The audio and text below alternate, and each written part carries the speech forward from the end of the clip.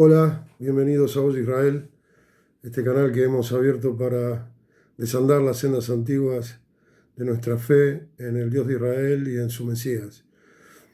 Y quiero, porque me parece conveniente para estar en sintonía con las clases que hemos venido recorriendo desde el inicio y verificar la coherencia existente en toda la Biblia, de la que siempre hablo en mis intervenciones, que recorramos el Evangelio de Juan. Les aseguro que aprenderemos a verlo y a entenderlo como nunca, pues lo vamos a estudiar con el ojo profético, con el que fue escrito, y que se necesita para descubrir la profundidad de la enseñanza que está allí dentro.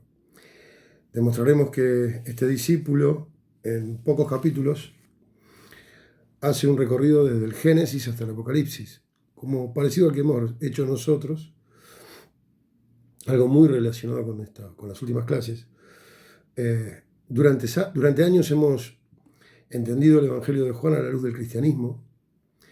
De hecho, cuando alguien recién entra a la fe, cuando alguien recién conoce al Señor, los pastores y los maestros cristianos recomiendan siempre comenzar a leer este particular libro, como para que el recién llegado tome su primer contacto con el Nuevo Testamento.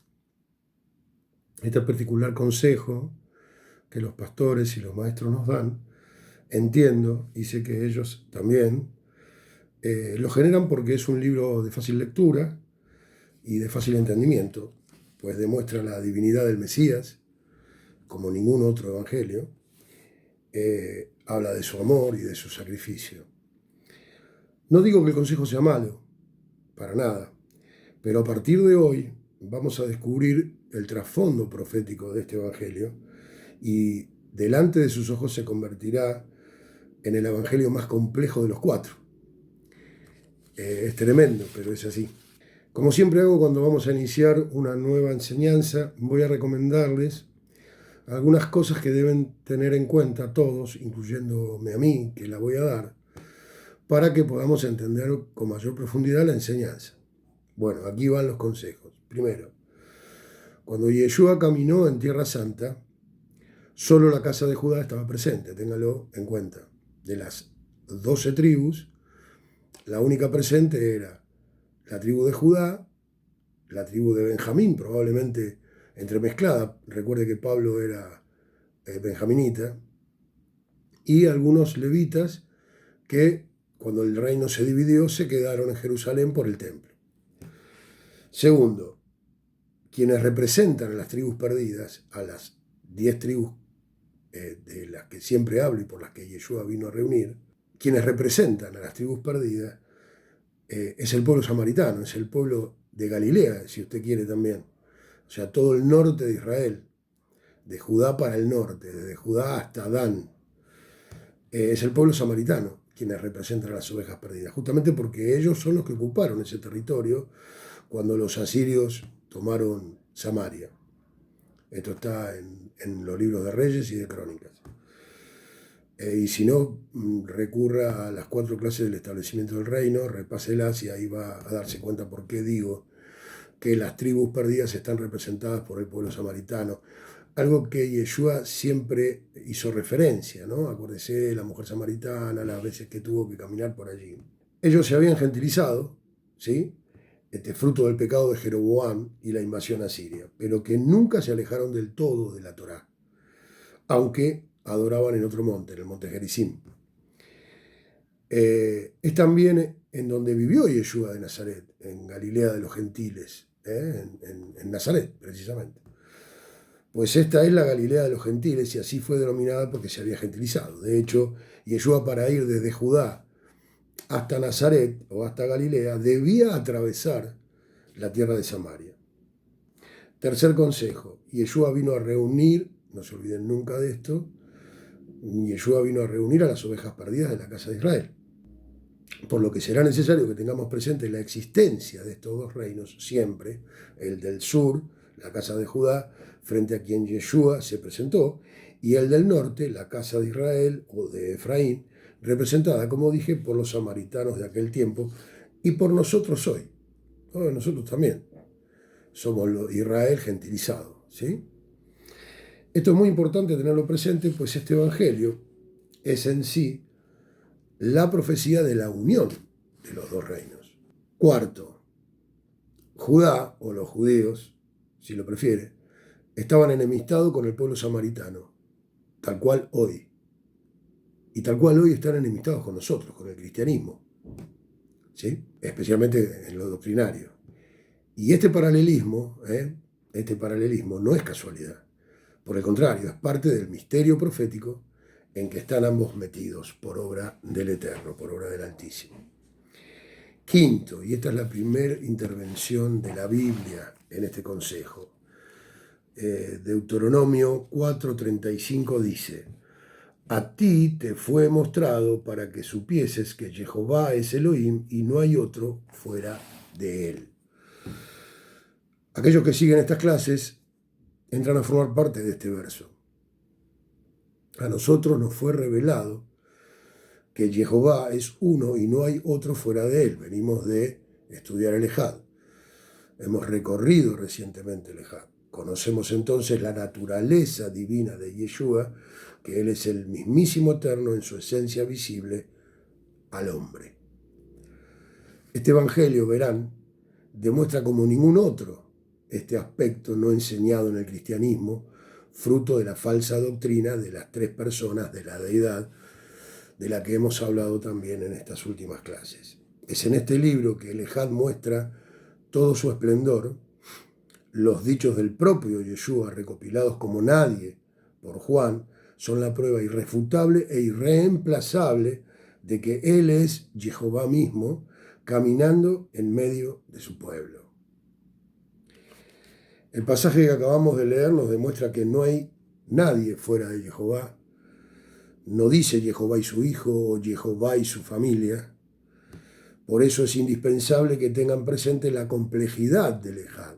Yo lo que quiero con este quinto consejo es que no olviden lo aprendido recientemente acerca del Ejad. El primero y más grande mandamiento tiene que ver indisolublemente con la complejidad del Ejad, un solo Dios, una sola persona de la deidad, que es espíritu en esencia, y que por eso no podemos verlo, y su imagen visible, que lo es, o mejor dicho, que lo fue, porque se preparó un cuerpo para que el verbo, la palabra, la Torá, se hiciera hombre. Y ahora sí, después de este breve par de consejos, los invito al Evangelio de Juan, precisamente. Vamos a hacer un recorrido capítulo por capítulo, así que empecemos por el principio, como lo dice el Evangelio de Juan. Juan 1:1. Voy a leer la Reina Valera, aunque a veces no quita que vaya a alguna otra Biblia, pero se los voy a avisar previamente. En el principio, dice Juan, en el principio era el verbo, y el verbo era con Dios, y el verbo era Dios. Esto es Juan 1:1. No es casualidad que el apóstol remita en su primer versículo el Bereshit, el Génesis. Es exactamente el primer verso del Evangelio de Juan, es el primer verso del Evangelio del Génesis, del Bereshit, del primer libro de Torá. Aún más, refiere a Torá y no a cualquier verso, al Bereshit y no a cualquier verso, sino al primero, concretamente el primer versículo de ese libro. Aquí está el Ejad, ya desde la entrada. Elohim, espíritu, o Ruach, y Elohim, verbo, o Elohim, palabra, o Dabar, o Mimra en arameo. Estos vocablos va a tener que aprenderlo. Palabra, en hebreo es Dabar o Debar, y en arameo es Memra o Mimra. Le digo porque después vamos a ahondar en eso, porque es muy interesante estos dos idiomas que vamos a tener que tocar en algún momento de la clase. Pero les decía, aquí mismo, en Génesis 1 o en Juan 1, vemos el Ejad, porque está explicando que en el principio era Dios y la palabra. Aquí vemos el Ejad. Está Dios, que es el Espíritu, aquel que se movía por la faz de las aguas, sobre la faz de las aguas, es Dios. cuando uno dice Espíritu Santo, directamente está relacionándose con Jehová, porque Él es Espíritu y por eso no lo podemos ver, y su palabra, la parte visible, porque un día se hizo carne. Ahora lo va a decir el propio Juan. El cristianismo ha pasado por alto esta notable referencia.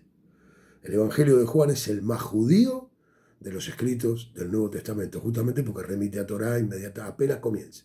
¿Y esto qué significa? Que Juan mismo está estableciendo que el Mesías, ese con el que estuvo, donde apoyaba su cabeza en el pecho, ese mismo, el discípulo amado, establece que el Mesías es eterno, es perpetuo, es divino y es preexistente. Todo eso significa Juan 1.1. El Ejad en su máximo esplendor, en sus dos sefirot, en sus dos manifestaciones. Dios Espíritu, porque no lo podemos ver, y Dios Palabra, el mismo Dios, Palabra, que un día se hizo carne y caminó entre nosotros. Esta es la única verdad, es la palabra de Dios, por ende es Dios mismo, el único, y que para relacionarse con todo lo que se proponía crear en el Génesis, debía hacer visible su fuente creadora, es decir, su palabra, su inteligencia, su sabiduría, la herramienta con la que forjaría toda su obra creadora y que como el acto creativo culminaría con el hombre, se iba a hacer visible corporalmente de acuerdo a su semejanza e imagen, tal cual lo que dice. Génesis 1.28 creo que es. Hagamos al hombre a nuestra imagen y semejanza. Mimra en arameo, y acá empezamos a tocar algunos de los idiomas que les hablé. A ver, el arameo, para que entienda, es el idioma que hablaba la judeidad en tiempos de Jesús, el propio Jesús hablaba en arameo, en el pueblo, dentro de lo que sea el judío común. El hebreo era hablado por fariseos, sacerdotes, escribas, o sea, la gente que estaba básicamente en el templo, ¿sí? Era un idioma de élite el hebreo. En cambio, el idioma popular era el arameo. O sea que entre Jesús y los discípulos, entre ellos Juan, el idioma coloquial, el idioma con el que Yeshua enseñaba, era precisamente el arameo. Y existen libros, dos básicamente, que se llaman Targum. Hay dos, uno es el Targum Yerushalayim y el otro es el Targum Onkelos, que les explico, es la traducción de todo el Tanaj, de todo lo que conocemos como Antiguo Testamento, en arameo. O sea, todas las escrituras, desde Génesis hasta Malaquías, en idioma arameo, en el idioma que Yeshua hablaba y enseñaba cuando ministró en Tierra Santa. Y tiene una muy extraordinaria particularidad, porque ellos hablan de que Jehová es la mimra, la palabra de Dios. Ellos, esa traducción, tanto en los dos Targum, ellos hablan de que cuando en vez de poner Jehová solamente, ponen la palabra de Jehová. Entonces es muy interesante. Por ejemplo, cuando la Biblia dice que Dios se paseaba por el jardín del Edén, este es un ejemplo que le doy, el Targum dice que la Mimra se paseaba por el jardín del Edén. Noten la diferencia, porque es el Dios visible, es la parte visible del Ejad. Yo les expliqué que en Génesis 1.3, cuando explicamos Yeshua desde el inicio, esas clases que dimos, cuando el Ruach, o Dios Espíritu, dijo sea la luz, es cuando la palabra se desmembró de el mismísimo Dios. Entonces, lo maravilloso de esto es que el Targum lo entiende literalmente. Cada vez que usted lee algún Targum o lee las escrituras a la luz de los Targum del arameo, siempre va a encontrar que es la Mimra de Elohim que dijo tal cosa, o la Mimra de Jehová. Y esto es determinante. Conforme a las escrituras, en su versión aramea, idioma que utilizaban Yeshua y todos sus discípulos, la palabra de Dios, Mimra o Memra, está antropomorfizada. A ver, porque es un término que a lo mejor cuesta entender. Morfo es forma, y antro es humano. O sea, la palabra está hecha ser humano, es antropomórfica. O sea, tiene forma humana, concretamente. Entonces, tenga presente que en el Targum, la Mimra, la palabra de Dios, tiene forma humana. ¿Qué quiere decir esto? Que cuando Juan escribe que el verbo se hizo carne, es clarito, está haciendo referencia al Targum. No está escribiendo algo loco, no está escribiendo algo disparatado, está escribiendo algo de lo que aprendió. Porque todo el Tanaj, él lo leía en arameo. ¿Comprende? Porque ellos conocían muy bien el Ejad, que es lo que yo necesito que toda la cristiandad entienda, para desvirtuar falsas doctrinas que no hemos heredado desde tiempos inmemoriales. Se trata, pues, de lo que entendimos que era el Sar Japanim, el rostro del Dios invisible, el príncipe de su cara. Y es esta la razón por la cual Juan comienza su evangelio haciendo referencia a Bereshit. Y es por eso que nos encontramos ante el escrito más judío. Cuando afirmo que es el escrito más judío de todo el Nuevo Testamento, me estoy refiriendo a esto. Juan tenía bien asumido y bien entendido el Ejad, esta sefirot de que Dios era espíritu y es invisible, y de que para hacerse visible tuvo que decir, sea, y fue. Ahora, noten entonces que si tomamos algunos versículos del Antiguo Testamento y los reemplazamos el término Dios por el término la Mimra de Dios, tal cual está en la versión aramea, la palabra se torna con forma humana. Por ejemplo, Génesis 1.3, que acabo de citar. Uno lo sabe, y dijo Dios, sea la luz. Bueno, en el Targum dice, y la Mimra de Dios dijo, sea la luz. Génesis 18.1, y fue revelado a él la Mimra de Dios. Éxodo 13.21, vamos a leerlo literal en la Reina Valera, a ver. Y Jehová iba delante de ellos de día en una columna de nube para guiarlos por el camino, y de noche en una columna de fuego para alumbrarles, a fin de que anduviesen de día y de noche. Bueno, el Targum dice, y la Mimra de Jehová iba delante de ellos. Era visible. Él los guiaba. Dios hecho hombre, la palabra de Dios hecha hombre. Es muy interesante. Entonces toma notable significación todo el Ejad que hemos estado aprendiendo en las clases pasadas. Y queda más que claro que Yeshua, o mejor dicho, el Mesías, es preexistente, es eterno, es divino, es perpetuo, y le digo más, era visible desde tiempos inmemoriales. Se encarnó solo después de su nacimiento, cuando vino a enseñar y a morir en una cruz. ¿Sí? O sea, en su primer venida. Ahí tomó cuerpo físico, pero su imagen es desde los siglos, desde siempre. Queda también claro que no puede haber una deidad en tres o en dos personas, porque es una contradicción manifiesta con el Shema, el primer y más importante mandamiento de los 10 que Dios nos dejó en Sinaí. Así que vamos a empezar a recorrer algunos pasajes del Antiguo Testamento, pero a la luz del Targum. Por ejemplo, Génesis 28, 20 al 21. Mire qué interesante. Está la experiencia de Jacob. E hizo Jacob, voy a leer primero la Reina Valera. E hizo Jacob voto diciendo, si fuera Dios conmigo y me guardare en este viaje en que voy, y me diere pan para comer y vestido para vestir, y si volviera en paz a casa de mi padre, Jehová será mi Dios. Ahora, el Targum dice, Jacob confió en la palabra de Jehová, y la palabra de Jehová fue su Elohim.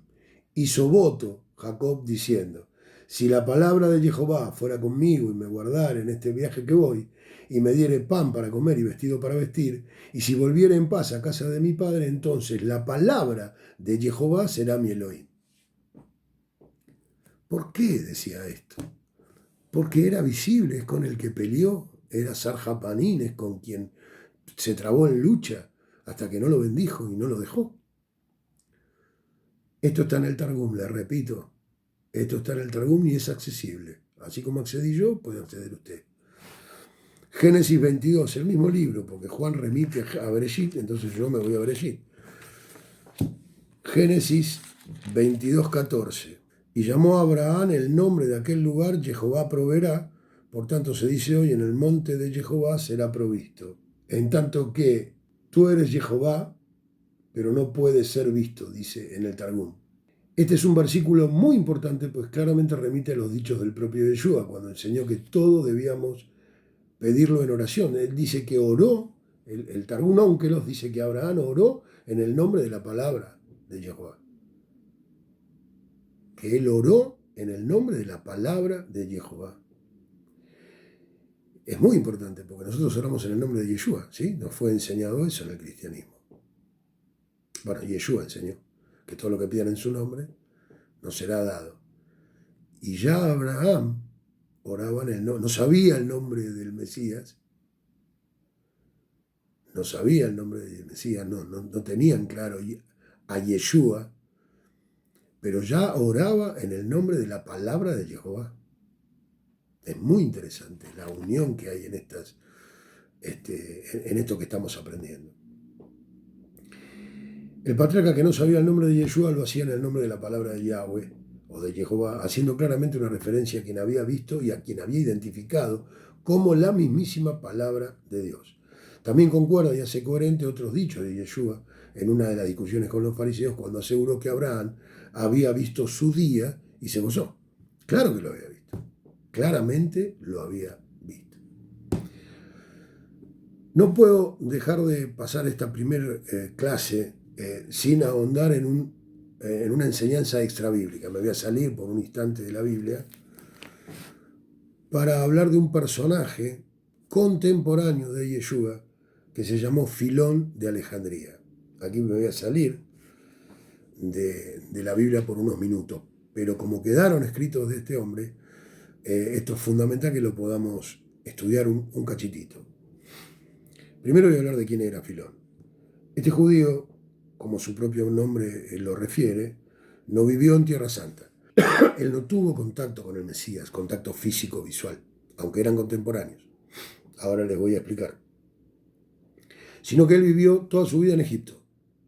Alejandría era una ciudad de la antigüedad en Egipto, se llamaba Alejandría porque fue fundada por Alejandro Magno, el gran conquistador griego. Filón nació en el año 15 antes de Cristo, o sea, nació 15 años antes de que naciera el Mesías, y murió en el 45 después de Cristo, así que fue contemporáneo durante toda la vida de Yeshua. Filón vivió, pero en Alejandría, en Egipto. Este particular hombre, este personaje que vamos a abordar, era descendiente de Aarón. Era miembro de una familia muy rica, comerciantes ellos, y con mucha influencia, una familia con mucha influencia entre los mercaderes de Egipto. Y dejó escritos, como les decía, que también los puede revisar, ustedes googleelo, porque contienen su visión acerca de lo que estaba sucediendo en Judá, mientras él estaba en Egipto, con la irrupción de aquel particular personaje, me refiero a Yeshua, que convulsionó la fe. Evidentemente llegaron a él las noticias desde Tierra Santa y conforme su sabiduría, pues su linaje evidencia su conocimiento, él era levita, descendiente de Aarón, el conocimiento que él tenía acerca de las Escrituras, determinó que nos dejara escrita su visión acerca de aquellos acontecimientos que para él, sin dudas, era el cumplimiento de lo anunciado por miles de años. Dice Filón en sus escritos, extraje algunas cosas importantes, nada más. Esta misma palabra, su palabra con mayúscula, suplica al Dios inmortal en nombre de la raza mortal, que está expuesta a la aflicción y a la miseria. Y es también la embajadora enviada por el gobernante de todo a la raza oprimida. Sin haber sido creada como Dios, ni tampoco creada como usted, como nosotros, pero estando entre esos dos extremos. Mire qué notable, ¿no? Esto está en su escrito que se llama Interpretación Alegórica, tomo 3, página 96.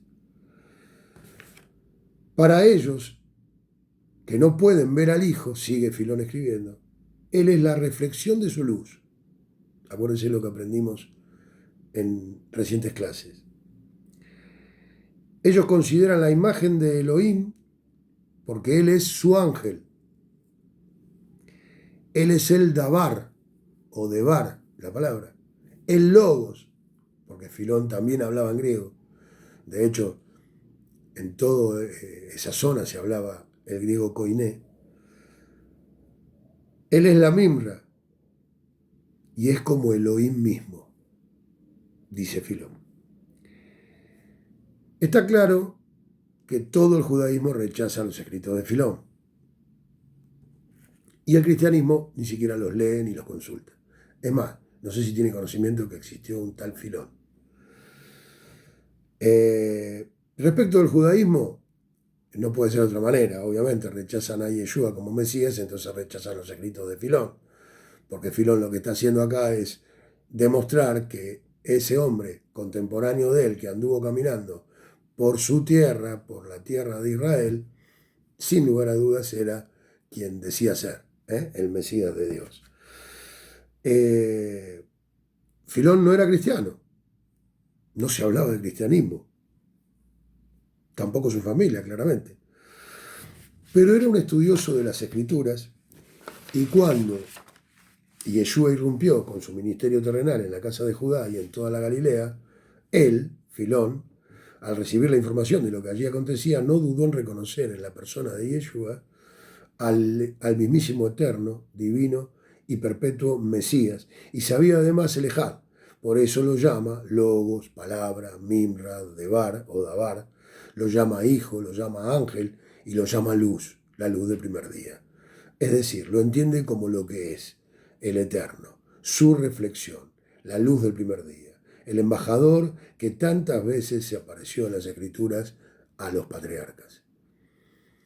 Dijo además Filón, el logos, el debar, el verbo, anuncia e interpreta la voluntad y la mente de Elohim. Él actúa como mediador. Él es el real sumo sacerdote y por su gran pureza quita el pecado del hombre y por su intercesión procura la misericordia de Elohim. Él es también la luz de quien los rayos trae revelación al hombre, el medio de la revelación divina del alma. Él es el maná, escuche esto, Él es el sustento de la vida espiritual. Él es quien mora en el alma. El logos o el dabar o el verbo es en su sentido completo Melquisedec, el sacerdote del más alto Elohim, el rey de justicia y el rey de paz. Él es quien trae justicia y paz al alma. Esto es tremendo. Ya vamos a entrar en algunas clases venideras. Vamos a enseñar de el sumo sacerdote, el Cohen Gadol Melquisedec, porque es muy interesante la profecía que se mueve detrás de todo eso. Pero bueno, no quiero salirme de tema. Para terminar con Filón y su visión de los hechos durante el ministerio de Yeshua, les daré un dato determinante. Los escritos de Filón, estos de los que yo rescaté, estos comentarios, son anteriores a los mismísimos evangelios. O sea, para cuando Filón escribió esto, ningún evangelio se había escrito, ninguna carta de Pablo estaba escrita, ninguna carta de Juan, ni de Judas, ni de Pedro, ninguna carta. Estos escritos de Filón son anteriores a todo lo que entendemos como Brit Hadashah o como Nuevo Testamento, al que yo llamo Pacto Renovado. Él, como le dije, ¿por qué digo esto? Porque él murió en el 45, después de Cristo. Y para ese año ningún escrito del Nuevo Testamento había sido escrito. Les dejo esta reflexión para que, como si fuera un primer plato, la entrada, como verán, es apasionante, porque no solamente Juan entendía el Ejad, y todos los discípulos que caminaron con Yeshua. Es más, todo el que escuchó a Yeshua entendía el Ejad. Lo importante es que lo entendamos nosotros en esta altura, en estos tiempos finales. Por eso tanta insistencia. Y por eso digo que el Evangelio de Juan es el más profético, el más judío, porque remite precisamente al inicio de la mismísima creación. Porque Yeshua es desde la creación, desde los siglos, desde antes de la creación. Así que gracias por escucharme. Shabbat Shalom. Y nos vemos en la próxima. Y no se lo pierda. Mire, el camino que vamos a recorrer es maravilloso. Así que los espero. Haga el like, como digo siempre, el like. Perdone mi inglés, pero yo no soy anglosajón. Y comparta esto. Necesitamos que las ovejas se reúnan. Como dije, son los tiempos finales. Él pronto llega. Shabbat Shalom. Gracias por escuchar. En el Bereshit el verbo estaba, Él es Elohim, creador de todo. Un cuerpo preparó solo por amor. Todo lo creó para su gloria. Él es vida y luz y prevalece de su plenitud, gracia derramó. Yeshua Señor, eres nuestra gloria. Yeshua Señor,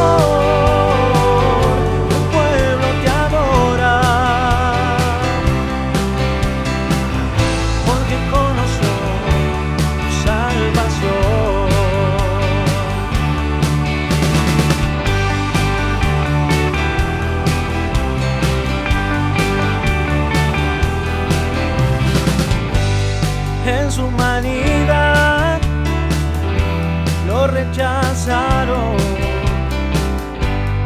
Eso no impidió